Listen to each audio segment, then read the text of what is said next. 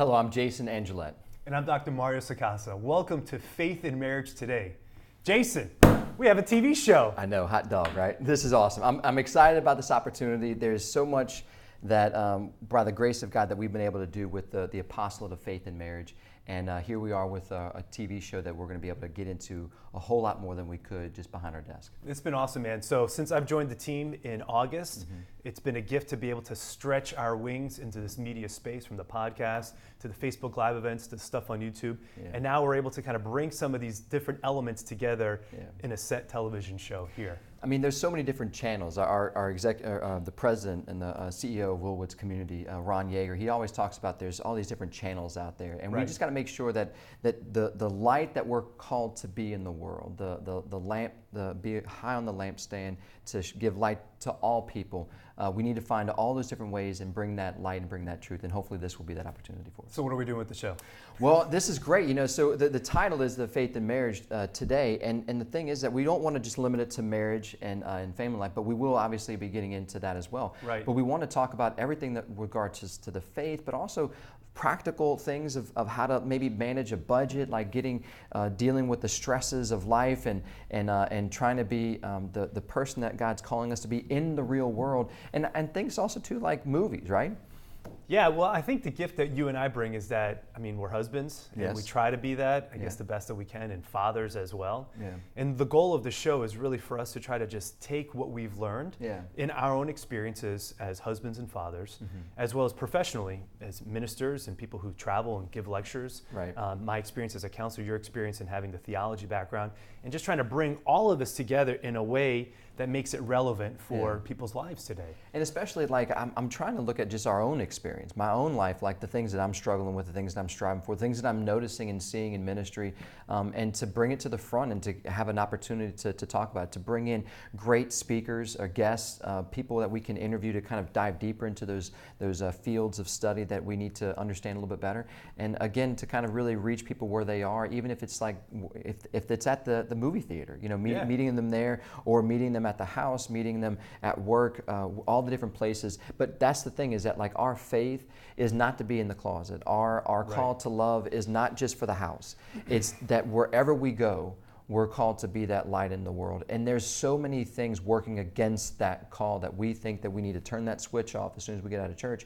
And that's not the case. We have to be lights on all the time. That's right. And so we want to talk to people who have expertise and something interesting to say with all the various guests. Want to talk about movies? You said that a little bit. We're going to get to that a little bit later in the segment today, talking about how to watch movies. Yeah. But the other thing is that we also want to talk about pressing issues that are relevant to families today. What do you think? No, absolutely. I mean, we need to talk about it, and there's things that are out there that are going. I feel like silence. Like people are afraid to talk about it for various reasons, and if it's something that is true, good, and beautiful, if it's the loving thing, then we shouldn't be silenced. I think St. Catherine of Siena said how the world is rotting because of silence, and she said, "Cry out with 1,000 tongues." So hopefully this opportunity will be one of those places where we can help encourage that, and for us to dive deeper into those pressing issues that we do need to talk about, and we need to find a way of how to get it out there in the world. Right, and so pressing issues, not just things that are silenced, but maybe also people don't quite know what to do with certain things. Yes. So some of the stuff that we hope to talk about, we'll talk about with the show, is technology and setting restraints for your kids, and as well as, you know, whatever else that we kind of come up with. So what we desire out of the show is to be able to come up with something that is informative for people, but is also actionable, and that people can take away practical steps. Yeah, exactly. I mean, we don't want to be theoretical, pie in the sky idealism. We want to be able to talk about the faith. We want to be able to talk about these wonderful truths, bring it closer into the heart, but also put it into action, into the real world. Awesome. Well, we're going to take a quick break, and when we return, Jason is going to visit with Ben Clapper, Executive Director of the Louisiana Right to Life. Stay tuned. The Willwoods community invites married couples to break away from their busy schedules and spend quality time rejuvenating and enriching your relationship on a weekend married couples retreat. Held at the beautiful St. Joseph Abbey in Covington, you and your spouse will spend time growing closer in your marriage through inspiring talks, private couple time, personal alone time, reconciliation, Eucharistic adoration, and the celebration of the Mass. To register for your getaway, go to faithinmarriage.org.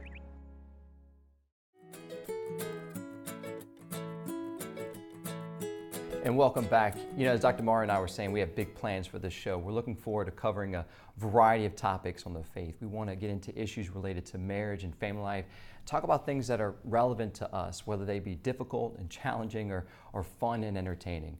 Our hope and our prayer is that this show will be a place where we can both dive deeper into the beautiful mysteries of our faith, understand better the things that are happening around us today, and learn more about how we can live out this amazing faith in season, out of season, in the home and outside of the home.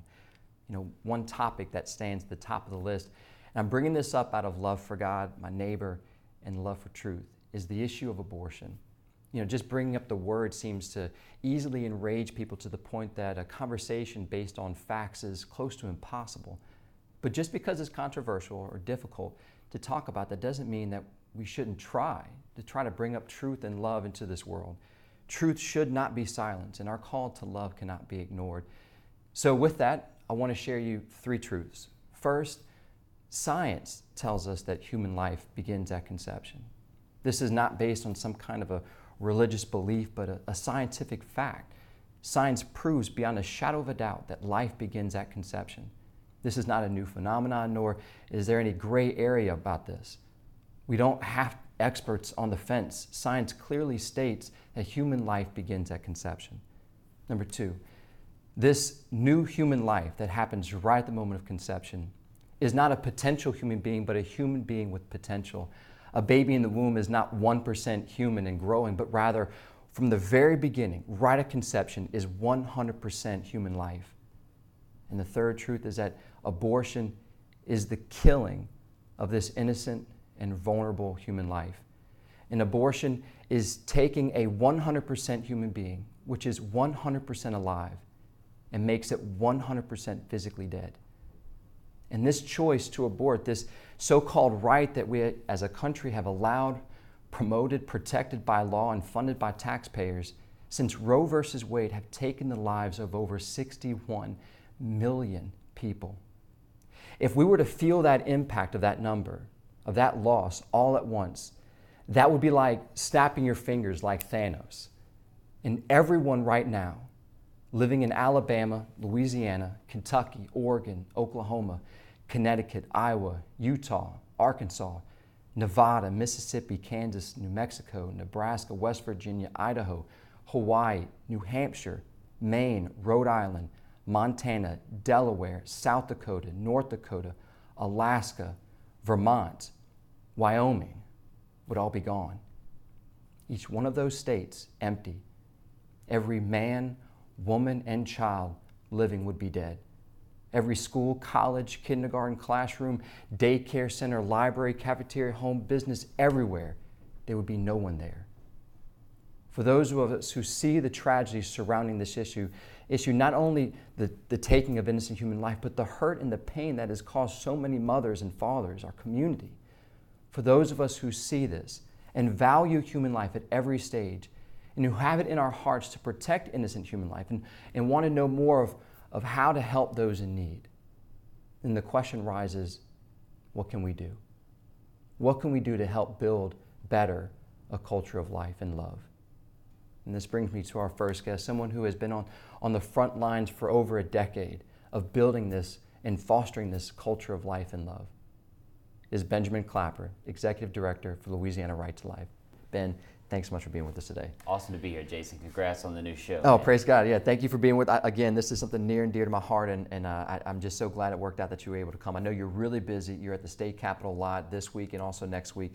But first, talk about Louisiana Right to Life. What's the mission? Sure. Louisiana Right to Life's mission, we were founded in 1970, and our mission is to restore the right to life in Louisiana through education, legislation, activism, and service. We believe every human person, born and unborn, deserves the right to life. We're out to protect that. And by ending abortion and these other life-destroying actions, we can bring us a culture of life in our nation. Amen. So right now, if anybody's obviously looking at the news, there's a lot of conversations. Sure. There's a lot of people talking about this. It's all over social media. What's happening right now on the legal background, the legal side right now? Well, you're right. It's a lot of angst in our nation right now, and the pain that abortion has brought in our country it drives the intensity, which reminds us that we have to be compassionate stewards of the truthful message that we have, that abortion kills babies, and we need to protect them. But right now you're seeing states like Alabama, Georgia, Louisiana making strong legislative moves to pass laws to protect unborn children, whether it's the heartbeat bill, whether it's what's happened in Alabama through a direct ban on abortion, whether our constitutional amendment that we're moving forward in the state. Right. You know, I think states right now are fed up of over 40, almost 50 years of legal abortion in our nation. And people feel, you know, justice delayed is justice denied. That's what Martin Luther King Jr. said. That's right. And we need to take action to protect these unborn children. The Supreme Court, of course, is still ruling in our nation that we can't protect these unborn children through our state laws, which is a travesty, almost like what they did in the Dred Scott decision in the 1800s.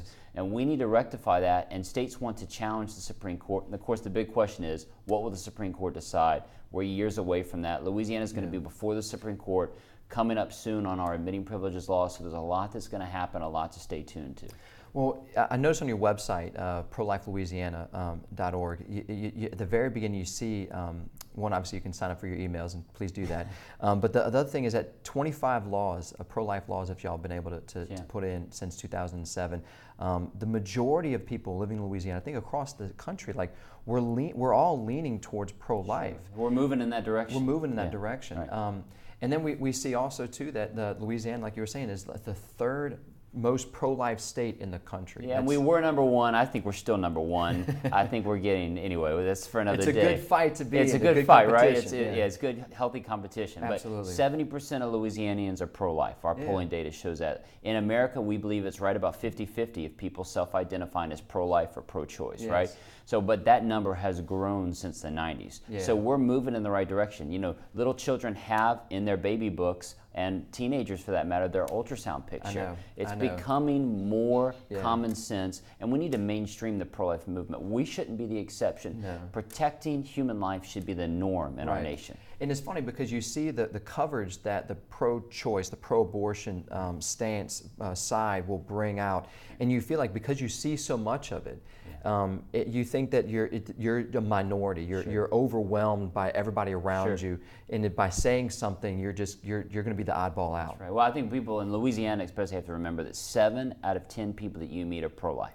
That's what our data shows. And we should be confidently and proudly pro-life. We should be talking about it. We should not be afraid, because remember, in the eyes of history, we're going to be on the right side of history, right? History, on the right side of history, is always when we protect the right of a human person, and that's what we're doing, and history will affirm that dignity in time. And I think something that is being brought to the front too, affirming that the being pro-life is also pro-love. That's right. That this isn't just a matter of like we're in it to just want to have babies. Like we're in it to protect innocent human life, and we're in it to protect love. And the loving thing to do is to care for everybody in this whole thing. And that's what the pro-life has always been about. I'm like, what post, tweet, or what blog went out that said that a person who's pro-life is only worried and only concerned about the child in the womb? Absolutely. We believe love them both, right? Love them both from the very beginning. And to detract from that, to try to accuse someone is like a red herring. Like, no, let's go back to the point. You're missing the point of what we're saying from the very beginning.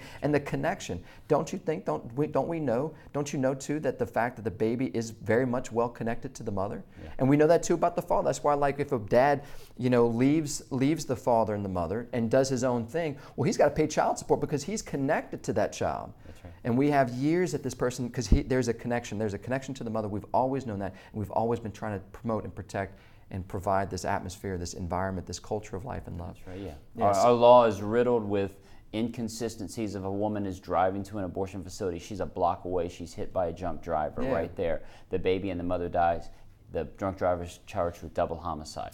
A block later, that baby's life could have been ended for $400, and no one ever would have known. Wow. Well, Ben, our time is running short, unfortunately. Tell me this. What can we be doing right now? You've got a lot of stuff that you're doing on your level. I wish I could be right there with you at the state capitol and working right beside you. That's all right. We all got a role to play. We all have a role to play. Where can we find out what roles we can play better? Sure. Right now we have a constitutional amendment that's going to be on the ballot. It looks like October 12th. We need pro-life people to be serious about this in Louisiana, because the other side is going to fight hard against this. Absolutely. And we need pro-life people to go to the polls Saturday, October 12th, and vote yes to our Love Life Amendment. We'll be giving more about that. But visit our website, prolifelouisiana.org, where you can sign up for our information, stay in touch.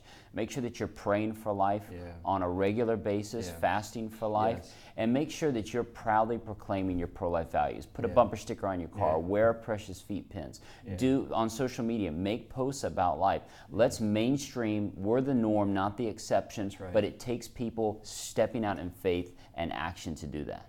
Well, God bless you, Ben. I know that, and we'll have you back on, because this issue, we need to talk about it more, and we need to talk about the different things that we can be doing more. Our audience, myself, and want to encourage you in the fight that you're doing right now in all the different state levels and across the country. So God bless you, your family. Thank you for all that you're doing, and again, thank you for your time being with us today.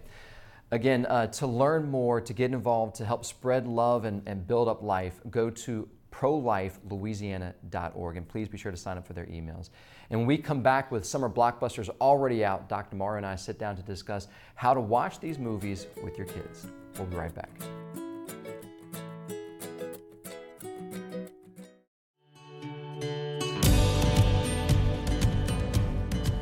We believe in a future of hope, a future where every life is welcomed with love and protected by law. A future where the needs of mothers are met and adoption is celebrated.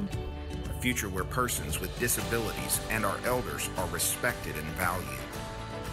A future where the rights of all, even the smallest among us, are paramount. So whether with the youth, at the Capitol, on the streets, or in our communities, we make a difference. And we will never let violence stop us from building a future of hope. We are Louisiana Right to Life, and we are proudly proudly pro-life.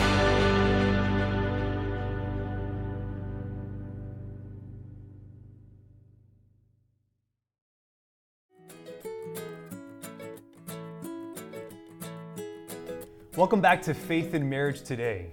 Jason, one of the things I've appreciated about our many conversations is the way that we watch movies. There's such a similarity in the way that we watch movies. A movie is not just a movie. Absolutely. So the importance of picking up deeper meanings with films, but then also the ability to communicate that to our kids. Yes. So what do you think about films and movies in general? Well, I've watched probably way too many, more than I should in my day. Me too. But I love the story. I love to be inspired. I love the creative beauty that comes out of these things, and the storytelling, and how it can convey something so powerful, and it can reach through audiences with different backgrounds. It can compel the heart to move, to cry, to laugh, to be afraid. It does all these things. And so, but with such great power to do something like that comes from a movie, comes great responsibility. Spider-Man. So, but the point, the point though is that so we've got to appreciate this beautiful gift that we have in all these movies, but then the responsibility of what we're watching and how that can play an impact. One, just as us and watching it just as guys, but then two, as a father, introducing particular movies with particular themes to our children, and what is the message, what are they conveying, and how do we help them in understanding how to watch movies? Yeah, when I was in college, 3 classes in my undergraduate really impacted me. And one of them was I took a class on multicultural film, which basically, we watched the movie on a Tuesday, and then we had to talk about it on Wednesday and wrote a paper on Friday, basically. So every week we were watching different movies and then just talking about them in class. In the very first movie we watched, did that in my real life. I know. The very first movie, credit for that. I got college credit for it. So Florida State University, public education all the way. Go Noles. Go Noles. The very first movie that we watched was Sleepless in Seattle. Yes. And the professor just blew my mind, breaking open all the hidden meanings behind it, and the different ways of looking at the comparison between Tom Hanks' character and what was the other guy's name?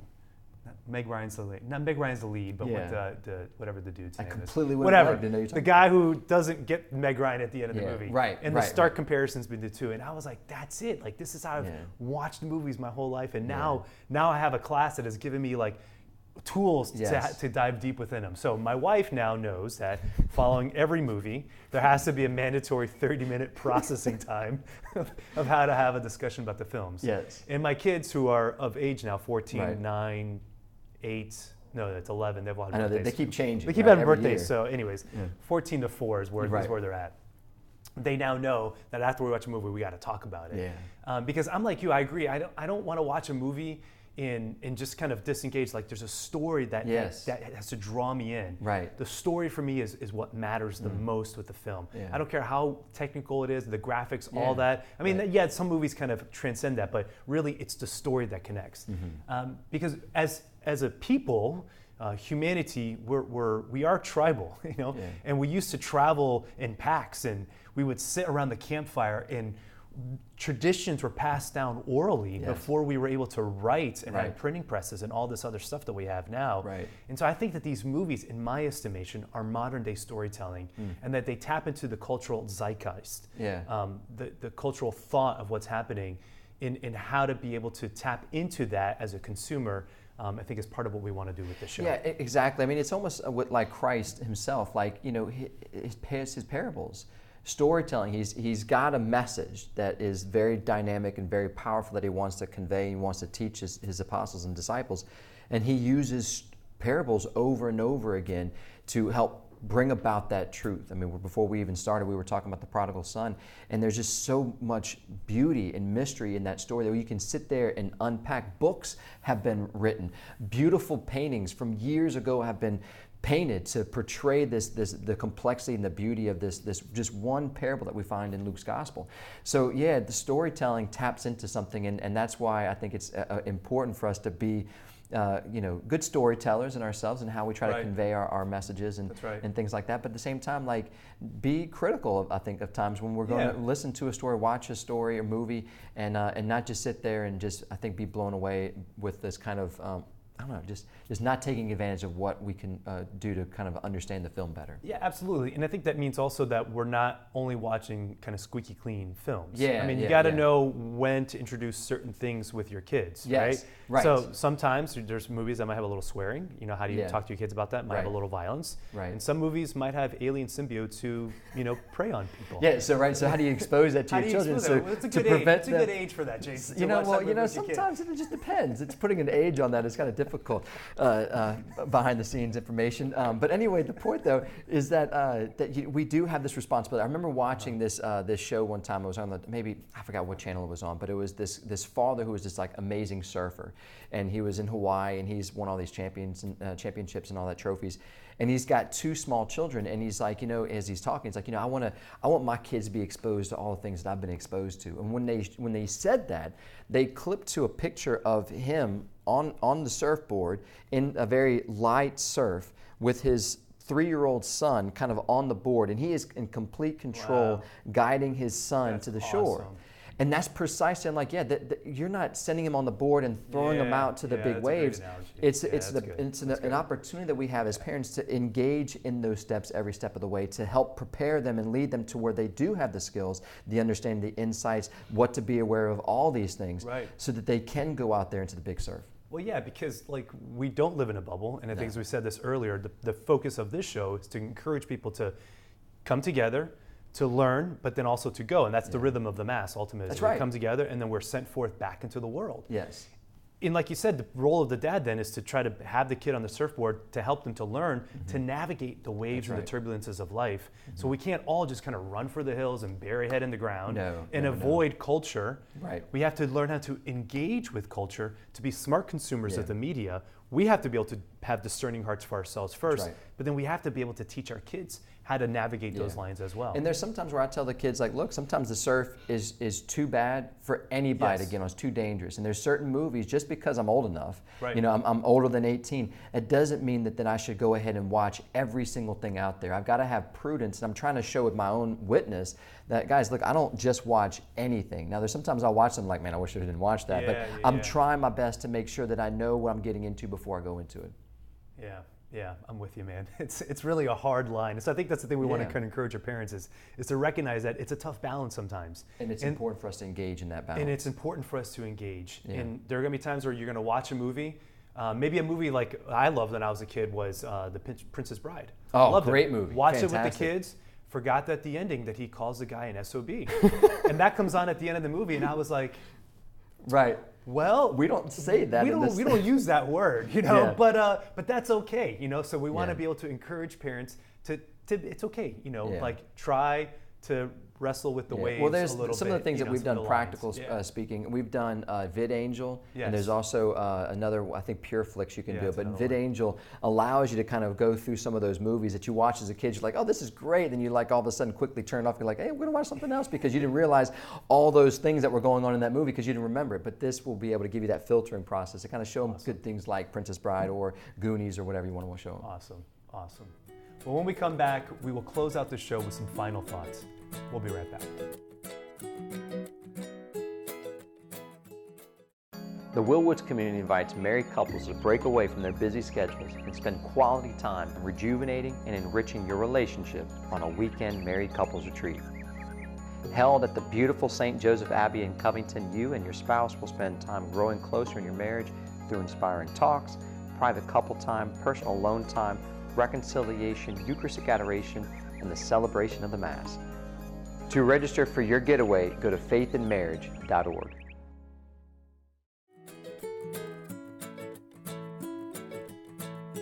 Now, as we conclude our show, at the end, thinking about all the wonderful things that we were able to talk about, and the point of this show too is that we want our viewers to come and to hopefully be enriched, inspired, and to learn and to grow, but also to walk away and to take some action steps. So we thank you for coming.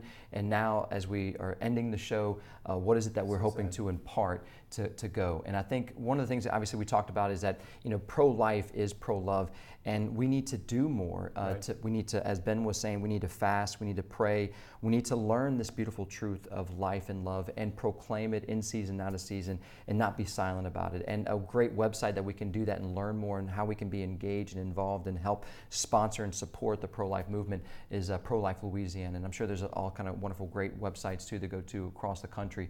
But that's a one first step to kind of take that initiative of what can I do more. Second step we would encourage you to is to watch a movie with your kids this summer. Make time to watch one of those movies and invite your kids along. And then when the movie's done, talk to them. So a couple things that you can just kind of lead a conversation with is, what did they like about the movie? Mm-hmm. What messages did they think that was being conveyed by the story of the film? Your kids are a lot more attentive and astute than we realize, so give them an opportunity to talk. If you need more information or kind of websites that you can go to get some prompts as to how to have these conversations with your kids, go to commonsensemedia.org. Great reviews that are tailored for parents to know what is exactly happening in movies, as well as the USCCB's movie reviews. Excellent. Well, thanks so much, Mario. It's been a pleasure being with you, brother. I hope we have many of these to come, and we're really looking forward to the future. It's awesome, man. All right. Well, that's our show for today. So be sure to follow us on Facebook, like us on Instagram, subscribe to our YouTube channel, and learn more about the work that we're doing at Faith in Marriage at faithinmarriage.org. Also, if you have any questions or comments, we would love to hear from you on those platforms. So please check us out. We look forward to being with you again next time. Until then, God bless.